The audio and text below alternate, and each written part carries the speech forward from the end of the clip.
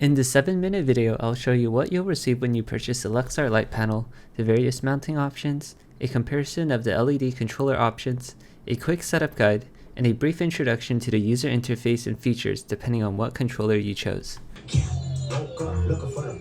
You'll receive the light panel with the controller already attached, along with a power supply and 4 command strips. You'll also get a remote if you purchase the WLED and remote controller option. The first thing you should do is to power it on and check that all the LEDs are working. If not, then please reach out to me and I will either repair or replace it. You might notice in the video that you can see the LED hotspots. This is because I'm recording this video with a pretty old camera, so to prove it, this is what Luxart light panels look like next to Nanoleaf panels, which are regarded as one of the more premium lighting options in the market. For mounting options, you can either stand the panel up like a lamp or hang it flush against the wall. The cable cutout has enough clearance for the cable to hang straight down or lay flat. You can also request a keyhole to hang the panel on the screw, but mounting hardware will not be included. To use the command strips for wall mounting, please refer to the command strip website for instructions. This is a summary of what I usually do. I place them on opposite sides and as close to the edges as possible because this is the strongest area. Then I clean the surface with an alcohol wipe, peel the command strips off, and press it firmly against the wall for 30 seconds. Be sure to apply pressure to the edges only and not to the inside area to avoid any possibility of breaking the diffuser. If you decide to hang the light panel on the screw, then you can still use the command strip to adjust the angle and make sure that it stays level. There are 4 controller options. The main difference between the Govee Bluetooth controller and Govee Wi-Fi controller is that the Govee Wi-Fi controller has smart home compatibility. The main difference between the WLED controller and WLED and remote controller is that the remote option includes a physical Wiz remote. The Govee control box has 3 buttons to toggle the lights, change the colors, and change the effects. The WLED Dig2Go control box only has 1 button to toggle the lights. The additional Wiz remote has buttons to toggle the lights, dim the lights, change between 4 user-assigned effects, and adjust the brightness.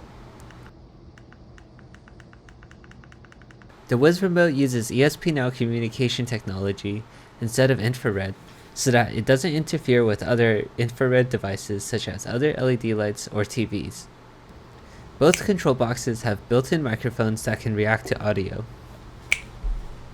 The LED strips with the WLED controller are individually controllable, which means that each LED pixel can have its own color or effect, whereas the Govee LED strips only allows you to control groups of LED pixels, which are shown as segments in the Govee Home App. Setting up the Govee Home App is pretty straightforward. Most of the time, it will automatically detect the new controller, but if not, then you can follow the instructions to add a new device. The light panel will show up as a RGBIC strip light.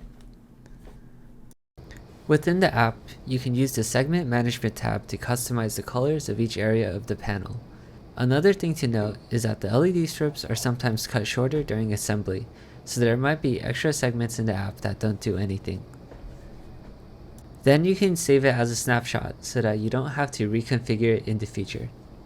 The app also has a ton of other pre-made effects that you can explore, including music reactive effects that can react to either the built-in controller microphone or your device's microphone.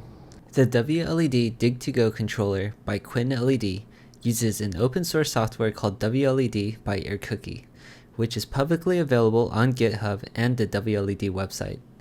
Their websites are very well documented, so I'd recommend checking it out because this video does not cover all of their features.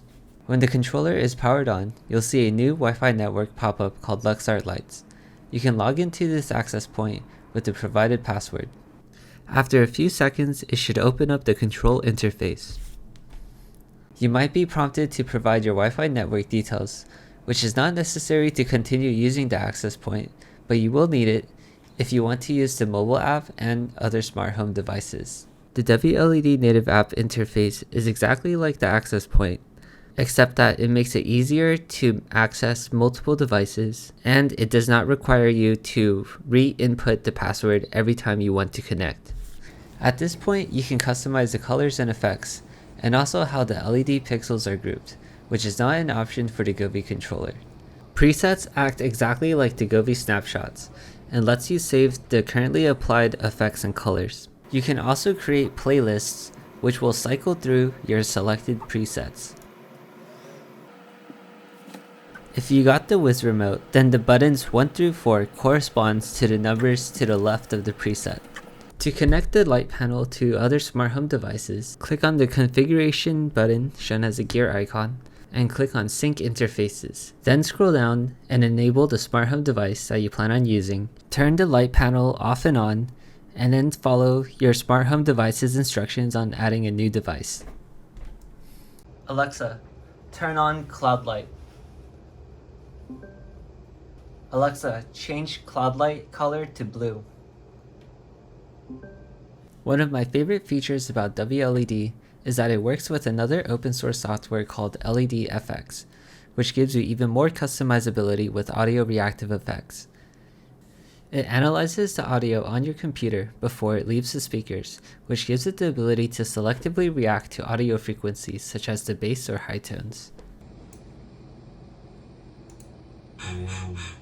Reincarnated, I'm a stargazer. Life goes on, honey, all my babies. Woke up looking for the broccoli. I keep a horn on me, that on my seat. I peep ownership, the blueprint is by me. Mr. Get Off, I get off at my feet. To summarize the video, here are my general recommendations.